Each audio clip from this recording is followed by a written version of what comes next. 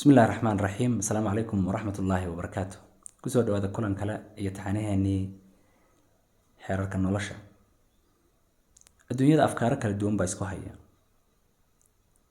لولا با كدح سعدا كوحا كلا دوان إيا أجنديال كلا دوان با كدح سعدا عد وليبانا لولانكا إيا ترتنكا قابي وجهدا سي أيوغا قولي ستعيدا كسوهر جيدا لكن الله سبحانه وتعالى حيرارك ونباري إيا قوانين تنولشي سكمدا ee weligiiba jiri doonaa horena usoo jiri doona waxaa ka mid ah qaanuunka loo yaqaano shirqoolka.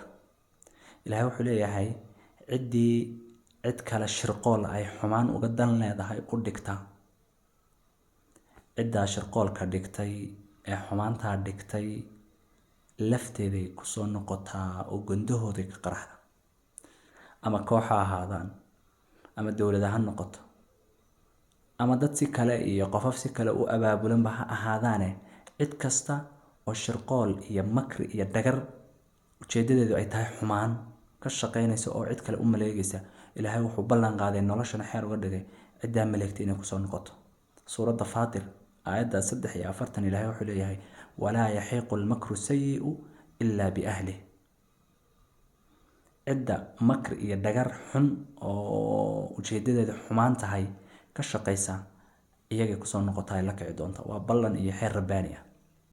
maaha oo kaliya markaasi aan ka hadlayno dulmi iyo waxa weeyaan xaq iyo aadamaha oo dhan nolosha oo dhan bay sal u tahay in ciddii xumaan shirqoosha ciddii qorshaysa ujeedo xumaan ay tahay, ama shirkad ha ku aadanaada ama dowlad ha ku aadanaada ama qof gaar ha ku aadanaada ama koox gaara ha ku aadanaada shirqoolka iyo xumaanta loo dhigay.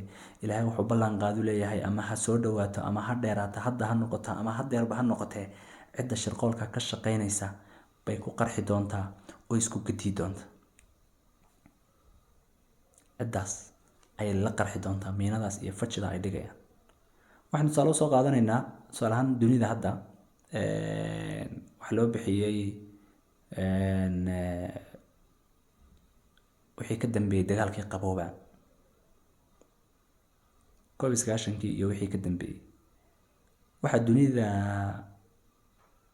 ka laadar ama ka waxa weeyaan actor ahaa reer galbeedka, idaacadahooda iyo warbaahintooda iyo waxaa hadda loo bixiyey the new world order intaba ay ku hagayeen. intaasoo dhami waxay xoogga saarayeen ama ajandayaasha waaweyn ee ay xoogga saarayeen ka mid ahaa islaamka iyo fikradda uu wado in lala dagaalamo si loo yareeyo dadka islaamka qaadanaya ama islaamkan fidaya ee baahaya.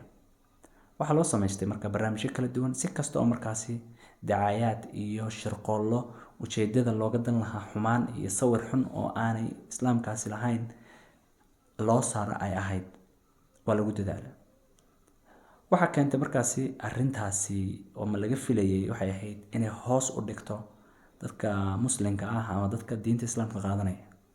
laakiin taa cagsigeeda walaa yaxiiqu almakru sayyi'u ilaa biahli, kuwa islaha dadka islaamka ka celiya waxay sabab u noqdeen dacaayaadkii ay wadeen iyo shirqoolladii xumaanta ku salaysnaa iyo xumaha salka u ahaa ay ka shaqeynayeen inay iyaga isku rogto oo diintii ay la dagaalamayeen ay noqoto diinta ugu fiditaanka badan la guud ahaan dunida, gaar ahaanna tusaale ahaan dalka Mareykanka oo kale.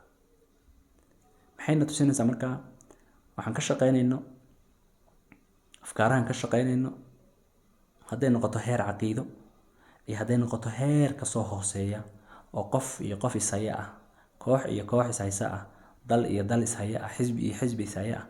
waxaan ka shaqeynaynaa waxa weeyaan loolanka aan ka shaqeynaa inuu noqdo mid caafimaad qaba, inaanu noqonin maxay mid negative ah oo xumaan ku sal leh oo cid kale xumaan ka sheegaya wax aanay lahayn, sawir aanay lahayn, shirkadaas sawir aanay lahayn, xisbigaas sawir aanay lahayn, kooxdaas sawir aanay lahayn.